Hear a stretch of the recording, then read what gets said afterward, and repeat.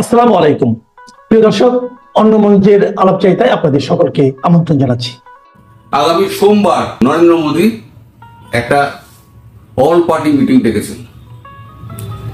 All party মিটিংটা কি ব্যাপারে ডেকেছেন সে নিয়ে নানান জল্পনা কল্পনা হচ্ছে, কিন্তু কূটনৈতিক সূত্র মারফত যেটা জানা যাচ্ছে সেটা হচ্ছে অল পার্টি মিটিংটা শেখ হাসিনাকে নিয়ে এবং তার দেশে ফেরার দিনক্ষণ নিয়ে এবং কিভাবে তাকে দেশে ফেরানো হবে সেই ব্যাপারে অল পার্টি মিটিং ডাকা হয়েছে। সর্বসম্মতিক্রমে একটা ডিসিশন নেওয়া হবে। আপনাদের মনে থাকতে পারে পাকিস্তানে ভারত যখন স্ট্রাইক করলো তার ঠিক 4 দিন আগে একটা অল পার্টি মিটিং ডাকা হয়েছিল।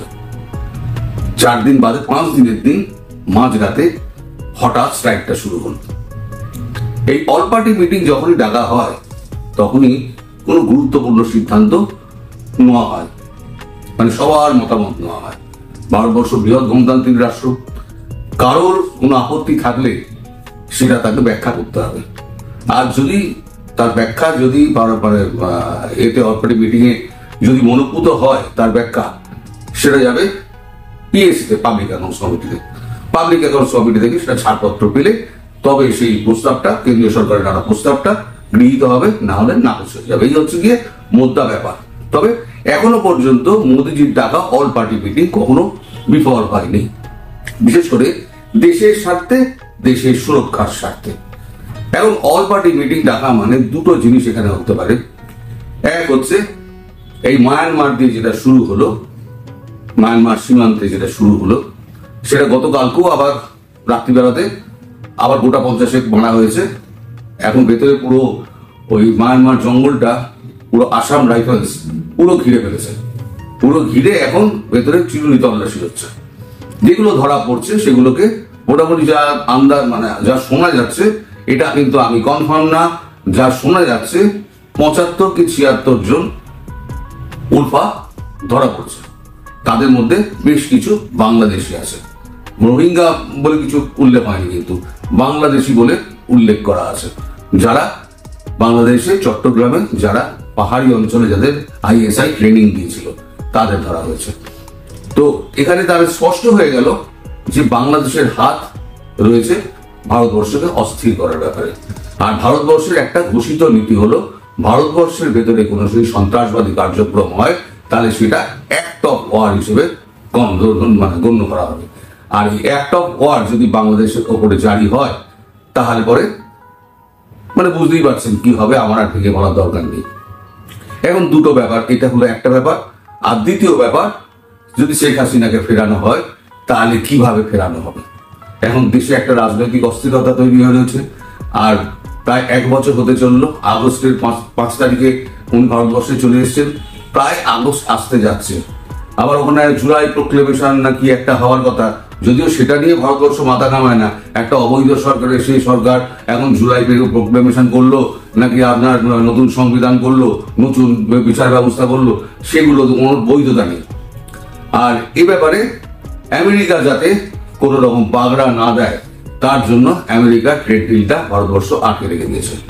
ভারতবর্ষ এখনো ট্রেড ডিল কিন্তু সই করেনি এবং ক্রমশ পিছিয়ে যাচ্ছে। আবার একটা দল গিয়েছে আমেরিকাতে, গিয়ে আলোচনা হচ্ছে, সম্ভবত বলে দেবে যে আমরা আপনাদের যে পুরনো যে ট্যারিফ ছিল সেই পুরনো ট্যারিফে আপনারা ফিরে আসুন।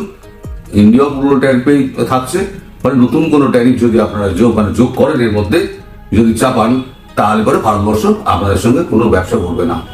আর যদি ব্যবসা করে সেক্ষেত্রে ভারতবর্ষে কিছু কিছু রয়েছে, নীতিমালা রয়েছে এবং কিছু শর্ত রয়েছে। সেই নীতিমালা এবং শর্ত দুটোই আমেরিকাকে মেনে নিতে হবে। আমেরিকা বছরে $130 বিলিয়ন পণ্য ভারতবর্ষে রপ্তানি করে। $130 বিলিয়ন। সেই $130 বিলিয়ন যদি বন্ধ হয়ে যায়, আমেরিকার অর্থনৈতিক বাজারে একটা বড় চাপ পড়বে। তাছাড়া এখান থেকে যদি রপ্তানিটা বন্ধ হয়ে যায় তাহলে পরে ওখানে কিন্তু পণ্যের দাম কিন্তু হু করে বাড়বে। সেটাও আমেরিকার কাছে একটা চিন্তার ব্যাপার। এদিকে ট্রাম্পের এই সমস্ত কর্মকাণ্ডের জন্য ট্রাম্প নিজের দলে যেমন সমালোচিত হচ্ছে, তেমনি ট্রাম্প সমালোচিত হচ্ছেন তার সমস্ত মিডিয়া এবং সোশ্যাল মিডিয়াতে। আর তাতে আগুন জ্বালাচ্ছেন কে? Elon Musk. এক্স হ্যান্ডেলে একের পর এক তোপ দেখে যাচ্ছে ডোনাল্ড ট্রাম্পের নীতির ব্যাপারে।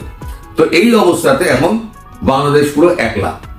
এই বাংলাদেশে এত দৌড়দৌড়ি করছে আপনাদের এনএসএ, খলিলুর রহমান, কিছুই হবে না, কিচ্ছু হবে না। ভারতকে এই মুহূর্তে আমেরিকা চড়াতে চাইবে না, কারণ ভারতের সঙ্গে ট্রেড ডিলটা খুব দরকার আমেরিকার। ফলে এই মুহূর্তে ভারতবর্ষ যা বলবে আমেরিকাকে তাই মেনে চলতে হবে, এবং সেটা আগামী 10 বছরের জন্য। এই নয় আজকে শেখ হাসিনা বসে গেলেন, তারপরে 2 মাস বাদে আবার ডিপ স্টেট কাটি করতে আরম্ভ করলো, তা নয়। একদম সরকারি স্তরে স্টেট টু স্টেট যাকে বলে agreement, state to state agreement হবে। এই এগ্রিমেন্ট হলে তবেই ট্রেড ডিল সাইন হবে, না হলে ট্রেড ডিল সাইন হবে না। এই কথা কিন্তু আমাদের এখানকার প্রতিনিধি দল যারা গিয়েছেন তারা কিন্তু বলেছেন। এবং তার মধ্যে কিন্তু সব থেকে মজার ব্যাপার হচ্ছে আসাদুদ্দিন ওয়েসি, যিনি এখন ভারতবর্ষের হয়ে একেবারে মানে তরোয়াল চালাচ্ছেন যাকে বলে, যে সামনে আসছে তাকে কেটে দিচ্ছে একেবারে। ভারতবর্ষের মুসলমানরা যে ভারতবাসী সেটা আসাদুদ্দিন ওয়েসি কিন্তু পরিষ্কার সারা পৃথিবীকে জানিয়ে দিচ্ছে যে তোমরা যেটা ভাবছো ভারতবর্ষের মুসলিমরা ভারতবর্ষ থেকে বিচ্ছিন্ন, তা নয়। এইটা মানে এটাকে লিড করছেন আসাদুদ্দিন ওয়েসির মতো লোক, যিনি ভারতবর্ষের বিপক্ষ বেঞ্চে বসে রয়েছেন। মোদিজি তাকেই চার্জটা দিয়েছেন। মানে মোদিজি বিরুদ্ধ পক্ষকে এতটাই সম্মান দেন এবং এতটাই বিশ্বাস করেন যে তারা দেশের হিতের বিপরীতে কিছু করবেন না, এই বিশ্বাস মোদিজির আছেন। ফলে আসাদুদ্দিন ওয়েসিকে এই টিমের মাথা করে পাঠানো হয়েছে, এবং সঙ্গে গেছেন আরো অনেক কূটনীতিক এবং অর্থমন্ত্রকের লোকজনও তার সঙ্গে রয়েছে। একটা 34 জনের একটা দল ওখানে গিয়েছে, গিয়ে এই জাজ ওরা বলে আসবে। এখন মুখ্য ব্যাপারটা হলো যেটা শুরু করেছিলাম, যে সোমবার দিন কি হবে। সোমবার দিন দুটো জিনিস একসঙ্গেই হতে পারে, যে বাংলাদেশের ওপরে কিভাবে অ্যাকশনটা নেওয়া যায়, কিভাবে বাংলাদেশকে সামাল দেওয়া যায়, এবং 2 হচ্ছে বাংলাদেশকে কন্ট্রোলে নিয়ে তারপর শেখ হাসিনাকে সেখানে বসানো। 1 মাস হোক 2 মাস হোক সময় নিয়ে সেটা সবার মত নিয়ে এটা করা হবে বলে কূটনৈতিক সূত্রে জানা গিয়েছে। এখন এই মিটিংটা সোমবার দিন যেটা হবে, সেটার ফলাফল কি হবে না হবে সেটা হয়তো 2 দিন বাদে কি 3 দিন বাদে জানতে পারবো। ওর মুখ থেকে শুনতে হবে, এগুলো কাগজে বেরোয় না। যেমন আপনার পাকিস্তানের আক্রমণের আগেও কাগজে বিন্দুমাত্র বেরোয়নি, কেউ বিন্দুমাত্র জানতেও পারেনি, আর এবারেও কেউ জানতে পারবে না। এবারে দেখবেন হঠাৎ করে রাত্রিবেলাতে দুমদাম অ্যাটাক হয়ে গিয়েছে। যেমন এই যে মণিপুরে হবে, এটা কি কেউ জানতে পেরেছিলাম? আমরা কেউ জানতে পারিনি। ভারতবর্ষ যখন করে তখন ভারতবর্ষ চুপচাপ করেন, মোদিজি কোনো কথা বলেন না। মোদিজি তার অ্যাকশনে জানিয়ে দেন যে আমি কি করতে যাচ্ছি, আমি কি ভেবে রেখে দিয়েছি। এবার আমার যা মনে হয়, শেখ হাসিনা দেশে ফেরার দিন সমাগত খুব তাড়াতাড়ি। আমি ডেট বলতে পারবো না, কারণ আমি সরকার না, আমি ডেট বলতে পারবো না। কিন্তু পারিপার্শ্বিক অবস্থা যা দেখছি তাতে শেখ হাসিনা দেশে ফেরার দিন এগিয়ে আসছে। আর তারটা সেটা শুরু হয়েছে মায়ানমার দিয়ে। আমি গতকালকে বলেছি অ্যাকশন শুরু, এরপরে কোথায় গিয়ে থামবে আমার মনে হচ্ছে এরপরে বাংলাদেশে গিয়ে থামবে। এখন বাংলাদেশের ইউনূস সরকার এখন চিন্তা করুক তারা কি করবে না করবে, কোথায় পালাবে, কোথায় মানে লুকাবে।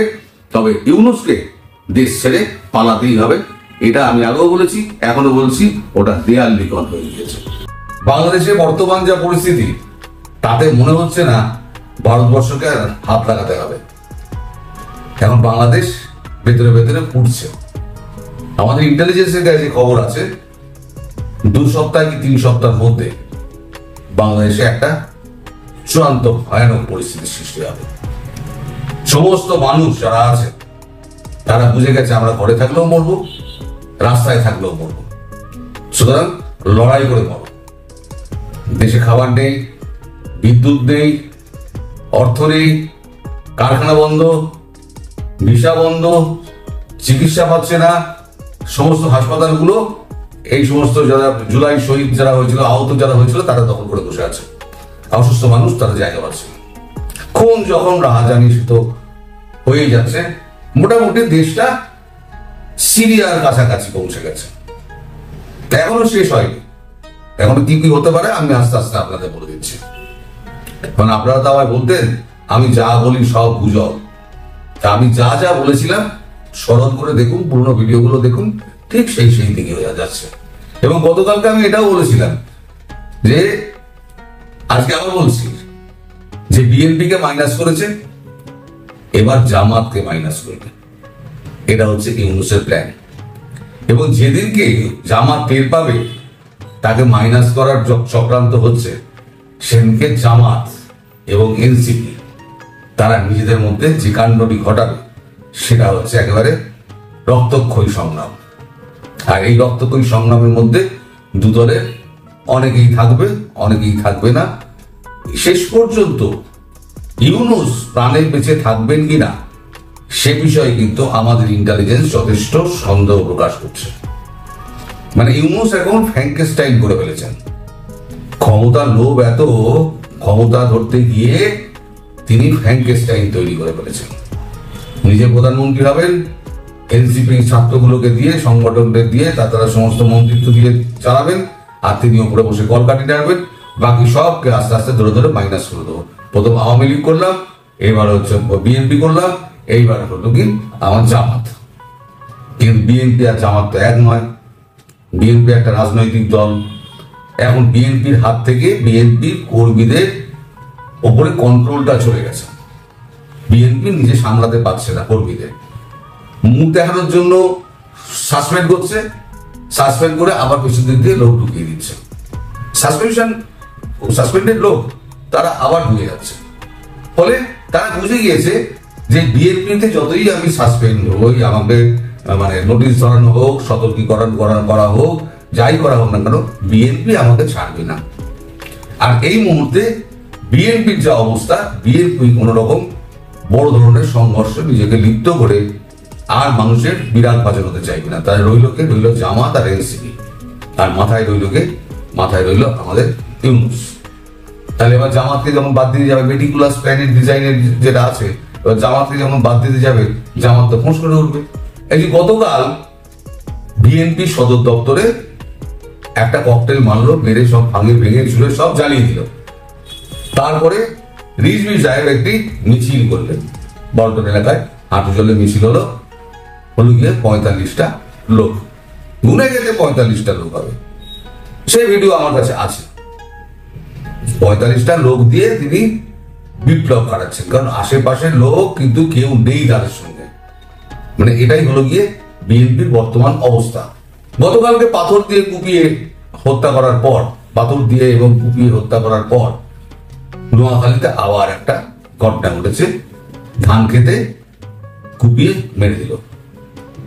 মানে বিএনপি সন্ত্রাসীদের চাঁদা চাই, জামাতি সন্ত্রাসীদের চাঁদা চাই, লুটতরা চাই, একেবারে মানে যাকে বলে মাৎসন্যায়, সেই জিনিস চলছে বাংলাদেশে। আর ভারত বসে বসে দেখছে, খুব ভালো হয়েছে।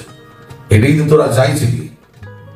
এখন তোরা লাফালাফি করছিস, ভারত কেন করছে না। আমি ওই জন্য গত পরশু দিন বলেছিলাম না, ভারত 6 মাস আরো দেরি করুক, নিজেদের সমস্যা নিজেরা মেটা। এই সমস্যা তৈরি করেছে তো দেশের লোকেরাই। হাসিনাকে উৎখাত করার জন্য লাল পেট্টি মাথায় বেঁধে মিছিলে কারা যোগ দিয়েছিল? ভারতবর্ষের লোক গিয়েছিল দিতে। এখন বিএনপিটাকে রটিয়ে বেড়াচ্ছে এই সমস্ত অর্থ দিয়ে, নাকি এই সমস্ত ভারত করাচ্ছে। ভারতের খেয়ে দেয় কাজ নেই। ভারত এই সমস্ত কাজ করাবে, লুটতরাজ করাবে, ধর্ষণ করাবে, ঘরবাড়ি জ্বালাবে, মূর্তি ভাঙবে, মন্দির ভাঙবে, এগুলো ভারত করাচ্ছে। মানুষকে কি বোকা পেয়েছে? বাংলাদেশের মানুষ কি বুদ্ধু? তারা বুঝে না, তারা সব বুঝে, কিন্তু মুখ বুঝে থাকার একটা সময় থাকে। যেদিকে মুখ খুলবে সেদিকে হাতও খুলবে। আর এরা যে 2 হাতে যে কাজ করছে, তখন সাধারণ মানুষ 10 হাতে করবে। বাড়ির মহিলারা পর্যন্ত ওই কাটারি নিয়ে, পুঁটি নিয়ে, লাঠি নিয়ে বেরিয়ে পড়বে। পুরুষ তো নামবেই, আর যেদিনকে নামবে সেদিনকে সব করা কিন্তু কচু কাটা হবে। এটা কিন্তু ভারতের ইন্টেলিজেন্সের রিপোর্ট।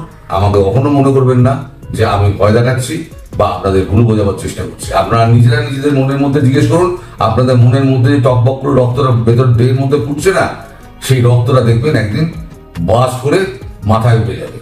তখন মাথা ঠিক থাকবে না, তখন ভাববেন যে ঘরে খিল দিয়ে বসে থেকেও আমি যখন মরবো, তাহলে রাস্তায়